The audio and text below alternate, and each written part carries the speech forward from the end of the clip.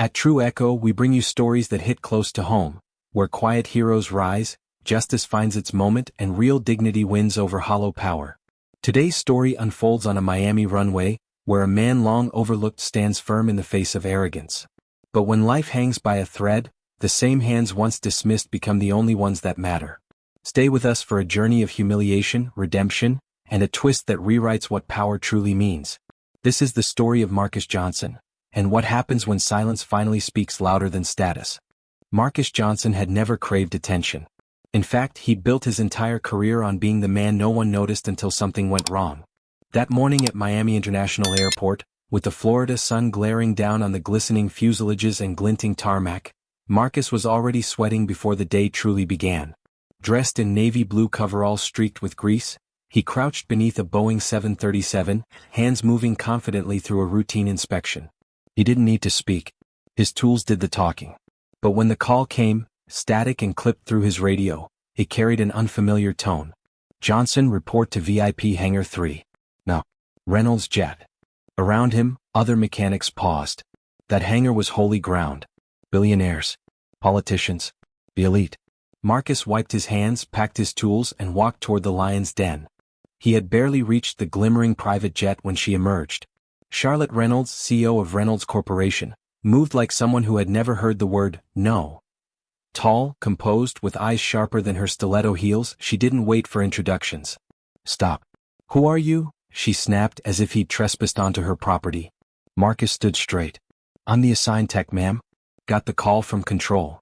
Her gaze trailed slowly over his uniform, the stain on his left shoulder, the calluses on his hands. Is there no one else? You think I'd trust a $65 million jet to this? Her voice didn't rise. It didn't need to. Every syllable slashed. Marcus had heard worse, but rarely so publicly. Two assistants stood behind her, eyes flickering with discomfort. One opened her mouth, but Charlotte raised a hand. Get someone else. I don't care if it takes an hour. I won't let that man touch my aircraft. He could have walked away then. Should have. But his eyes caught something, a shimmer under the left wing. Something in the hydraulic system. A gut instinct forged from years of work.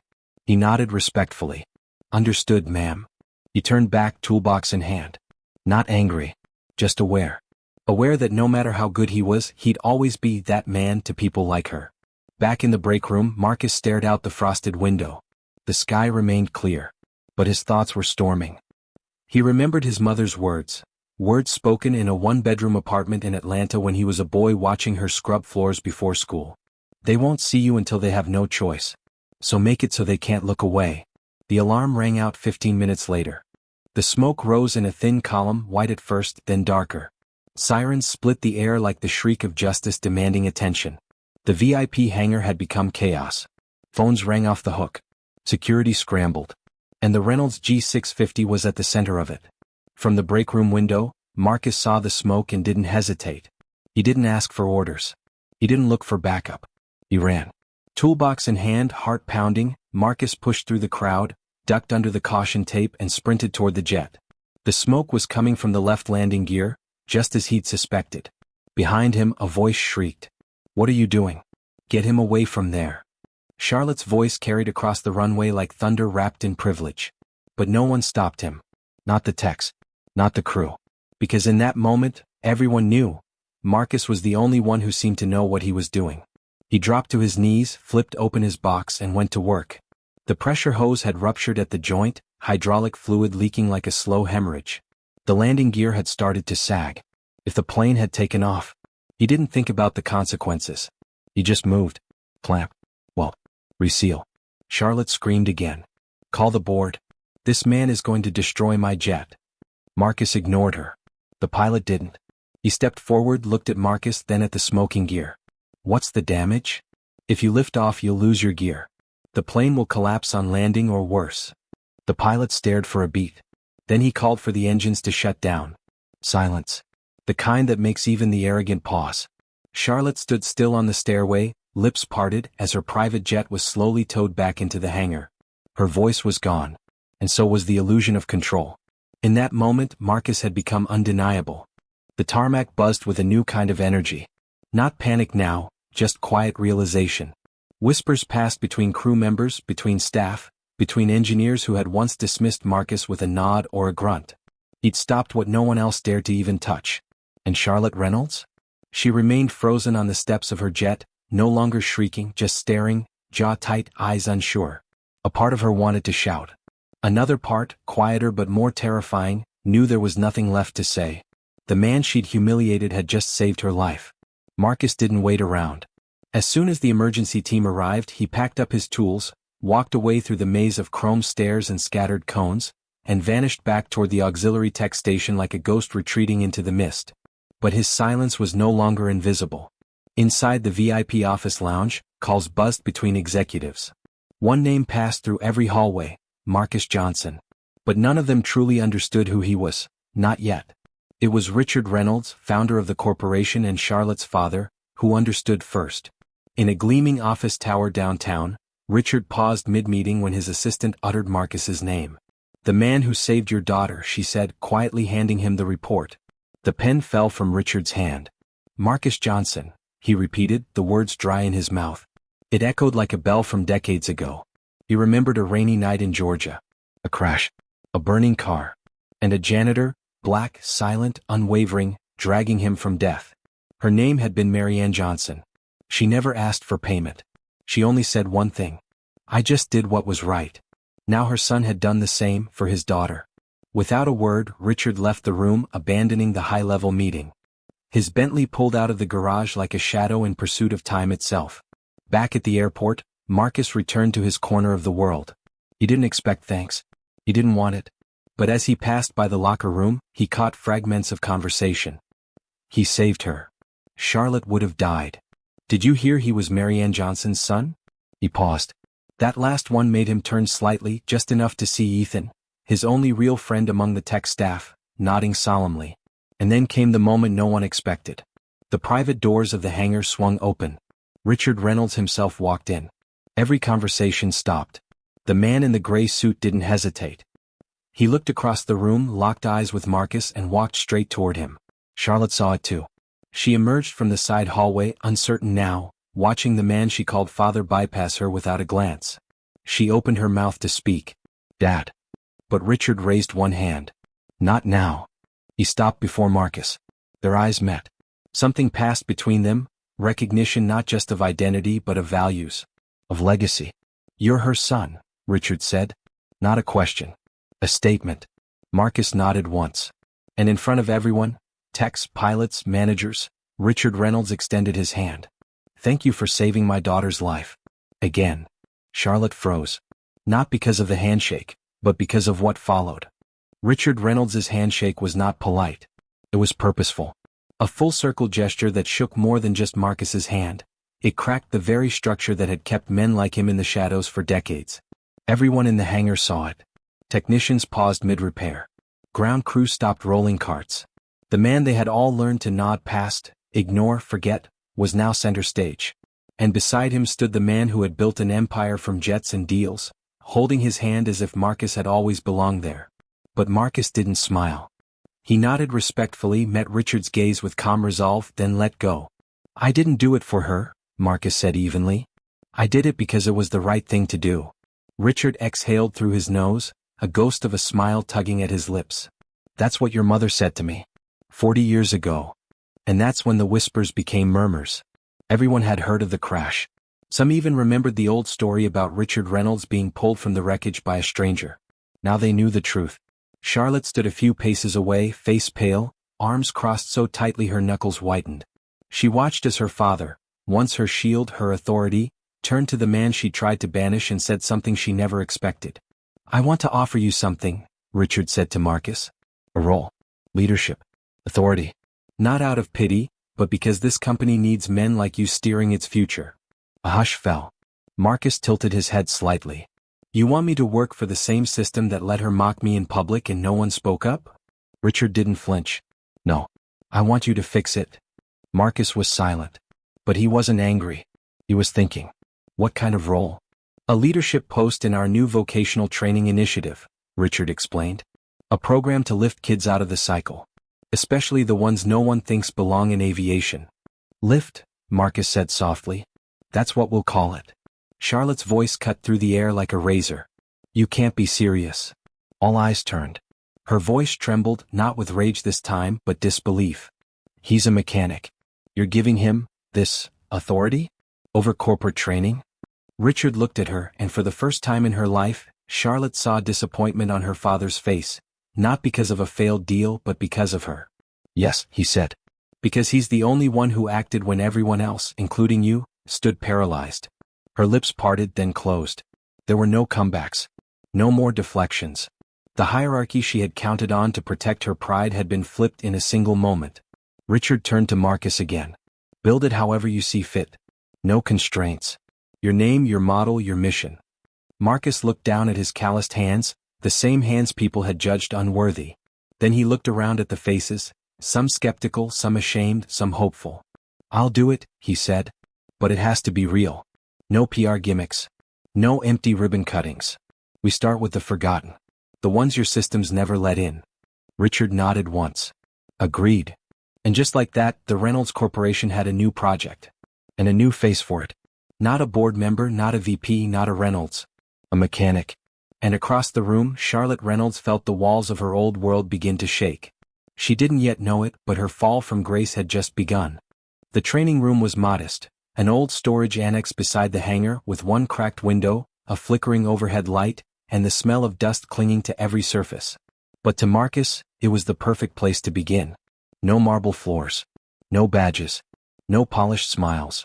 Just reality. He and Ethan, his longtime friend and fellow mechanic, started converting the room into what they jokingly called Reynolds Tech South. No budget yet. No official blueprint. Just 2 folding tables, a whiteboard, and dreams etched in grease and sweat. The first week, they reached out to local public schools and youth shelters. We're not promising college degrees, Marcus told the skeptical administrators. We're promising real skills and real hope. By the end of the month, 6 students enrolled. Boys with quiet eyes. Girls with folded arms and trust issues. One of them, Darnell, had been suspended twice for fighting, labeled unmanageable. Another, Maria, had dropped out after being told she wasn't wired for machines. Marcus looked each of them in the eye during orientation. You're not here because someone gave you a chance. You're here because you took it. But not everyone was eager to see this little revolution succeed. The old guard inside Reynolds Corporation, the deputy directors, senior HR heads, and especially those who had long bowed to Charlotte, watched from the shadows. They saw Marcus's success not as progress but as an insult, a threat to the hierarchy, a crack in the marble. And when systems feel threatened, they don't confront you. They sabotage. First came the delays. Equipment orders went missing. Requests for access to the practice hangar were pending. Then the legal department demanded safety audits every week. Ethan slammed his fist on the desk one morning. They're trying to strangle us with red tape. Marcus didn't respond. He was staring at an anonymous email in his inbox. No subject line. Just one audio file. He clicked play. Let Marcus play teacher for now. Once the board gets bored, we'll shut him down. One bad review, one small incident, and it's over. He'll crawl back to turning bolts. It was the voice of Trent Whitmore, deputy HR director. Loyal to Charlotte. Fluent in subtle destruction. Marcus saved the file. He didn't forward it. He didn't confront anyone. He knew better. Truth without proof is accusation.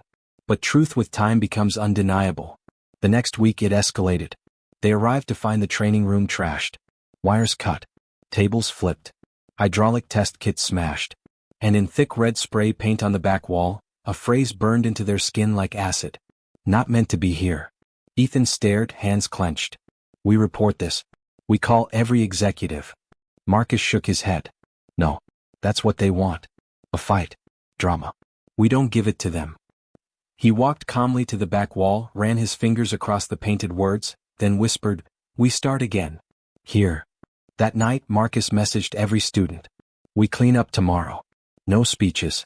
Just hands. If you're still in, show up. And they did. All of them. Darnell arrived first, carrying an old toolbox he'd borrowed from his uncle. Maria followed with rubber gloves and a mop. Others came with bruises from the street and hearts too stubborn to quit. They cleaned. Repaired. Rewired. And by sundown the room was still scarred, but standing. No applause. No reporters. Just resilience. From the second week on, enrollment tripled. But so did resistance. A formal compliance audit was scheduled. The report claimed the project lacked proper documentation, that students' prior academic records were insufficient, that the environment wasn't up to standard. It was a warning shot. Then came the inspection. Men in gray suits arrived, clipboards in hand. Not to observe. To shut down. The morning of the inspection dawned heavy with humidity and silence. Even the air seemed to pause, unsure which way justice would tilt. 3 black SUVs pulled up to the hangar, sleek and shadowed. Out stepped men and women in crisp suits, badges clipped with authority, eyes already scanning for faults. They didn't speak to the students. Didn't ask about progress. Just moved like auditors sent to gut a dream. Marcus and Ethan stood with their students, Darnell, Maria and 12 others, in a straight line beside the training rig. Oil stains still dotted the concrete. The whiteboard carried yesterday's lesson, hydraulic flow ratios, applied versus theoretical. One inspector knelt near a pressure regulator, frowned and clicked his pen. This wiring is non-compliant with Type 3 insulation standards. Another flipped through a student notebook. No timestamp on the torque report. That's a documentation violation. A third one, bald, with rimless glasses, pointed at Darnell. What's the compression rate of a Class 3 hydraulic system under failure? Darnell paused. His brow furrowed. Then he took a breath and answered. Not perfectly. But close enough. The inspector marked a red X anyway. They weren't here to inspect. They were here to bury the project with bureaucracy. Ethan leaned over to Marcus. This is a setup. Marcus didn't blink. I know. By noon, the head auditor, Milton Coates, stepped forward. We've completed our inspection. Final report will be issued in 24 hours. But preliminary findings indicate non-compliance in equipment certification, student vetting, and safety protocols. His tone was bone-dry. A rehearsed kill shot. We recommend immediate suspension of the lift program until further review. Gasps rippled through the students. Maria dropped her wrench. Ethan took a step forward, but Marcus raised a hand and walked calmly to the center of the room. He didn't speak loudly, but every word hit like a dropped hammer. You inspected this program like it's a threat, not a training ground. You measured compliance but never asked about competence. You evaluated red tape, not redemptions. Milton raised a brow. Mr. Johnson. I'm not finished, Marcus said, voice still steady. You came to kill something because you don't control it. But here's what you don't get. These kids? They're not failures. They're miracles. And you don't get to erase that. For a moment, no one spoke. Then from the back of the room, a single pair of hands clapped once. Then again. Everyone turned. Richard Reynolds. The founder. The man whose silence often carried more weight than any board vote. I've watched the entire inspection, he said, his voice filling the room like a long-forgotten anthem. And I've also reviewed every technical file, every student log. Not a single requirement for this pilot program demands full research lab standards. He turned to Milton, his eyes sharp. You applied the wrong criteria so you could issue the right verdict. That isn't governance. That's sabotage. Milton swallowed, visibly shrinking. This program will not be suspended, Richard declared. Effective immediately, the LIFT initiative becomes one of the corporation's 3 core branches. Fully funded. Fully protected. Answerable only to the chairman, me. Applause broke out, not from the auditors but from the students. From janitors watching through the door. From technicians who'd stood by and seen what silence cost. And in the back corner, behind the glass of the 3rd floor observation deck, Charlotte Reynolds stood motionless, one hand pressed against the glass. She had said nothing during the entire inspection. But now she could see clearly what she had once refused to admit. Marcus hadn't just saved her life. He had built something worth more than all her titles combined. And this time it wasn't him who had to change. It was her. 3 days later, an extraordinary company-wide meeting was held, not in a glass boardroom or luxury hotel, but in the very hangar that once smelled of smoke, broken dreams, and red spray-painted hate. There was no grand podium. Just a wooden pallet turned into a makeshift stage, a standing mic and rows of chairs, most of them filled by the people who usually weren't invited to speak. Janitors, ground crew, entry-level staff, and the students of LIFT. At the center stood Richard Reynolds. His voice didn't need height to carry. I once believed this company's strength came from its planes, its profits, and its shareholders. I was wrong. Our strength lies in who we lift. He turned to his left, where Charlotte Reynolds stood beside him. Not as CEO, not even as an executive. As of today, Richard said, Charlotte will be removed from all leadership positions. Not out of punishment but to begin again, from the ground up. Gasp. Even Marcus, standing off to the side, blinked. He hadn't expected this. Richard's next words silenced the room. From this moment, Charlotte will report directly to Marcus Johnson, as a trainee in the lift program. She will learn what it means to build with your hands, not inherit with your name. Charlotte didn't object. She didn't run. She stepped forward, past the crowd of stunned executives, and reached for the mic with trembling fingers. "I was wrong," she said, voice rough but unshaken. "Not just in how I treated Marcus but in what I believed made someone worthy. I looked at calloused hands and saw inferiority. I saw uniforms and assumed incompetence. I thought power was inherited. But it's earned. And I came here to earn it." There was no applause. But no one turned away. It wasn't humiliation. It was honesty. Marcus stepped up beside her, not to gloat, not to shame. He simply said, "Welcome. We all start somewhere." And they did. From that day forward, Charlotte wore gloves and steel-toed boots. She cleaned engines, miswired circuits, and fumbled torque specs more than once. But she didn't quit. And slowly, the students who had once feared her began to accept her. Especially Darnell, who, after helping her repair a misaligned coupling, received a whispered, "You're good at this." He didn't respond with a smug smile. He just nodded. Forgiveness didn't need to be loud. Meanwhile, Marcus never moved into a corner office. He remained in the workshop. The only addition was a new wooden plaque above the entrance. "This space is not borrowed. It's built." Within a year, Lift expanded. New students came, teen mothers, former dropouts, young men with records, and girls who had never been allowed near tools. And under the hum of machinery, they learned not just engineering but self-worth. One day, Luis, one of the first Lift students, got accepted into the Civil Aviation Academy with a full scholarship. When asked what he'd do next, he simply said, "I'll come back. To teach those like me. Because this place didn't just teach me how to fix jets. It taught me how to fix myself." That same month, the old West Runway, the site where Marcus had first been humiliated, was renovated into Lift's permanent home. The final touch was a hand-carved sign placed between two plots of grass. "Marianne Johnson Training Strip. Here, dreams take flight not by privilege but by dignity and courage." No fanfare. Just a bouquet of wildflowers quietly placed beneath it by Richard himself. And in the evening, Marcus would return home, pour a cold cup of coffee and sit on his porch. Sometimes he'd look up at the sky and whisper, "I didn't blink, Mom. I looked straight ahead. And I led." Because his mother, burn-scarred hands, mop in one, courage in the other, had started something decades ago. Not a legacy of vengeance, but one of quiet justice. And today that justice had become a flight path for the forgotten. In a world built to overlook the very people who keep it running, Marcus Johnson didn't just hold the line, he redrew it. Not with anger. Not with revenge. But with purpose. With skill. With dignity. His story reminds us that respect isn't something handed down from power. It's earned in the silence, in the sweat, in doing what's right when no one's watching. As his mother once said, "I just did what was right." If this story moved you, don't let it stop here. Subscribe to True Echo for more powerful stories of resilience, justice, and humanity. Leave a comment below to share your thoughts and share this video so others remember. Sometimes the quietest hands make the loudest change.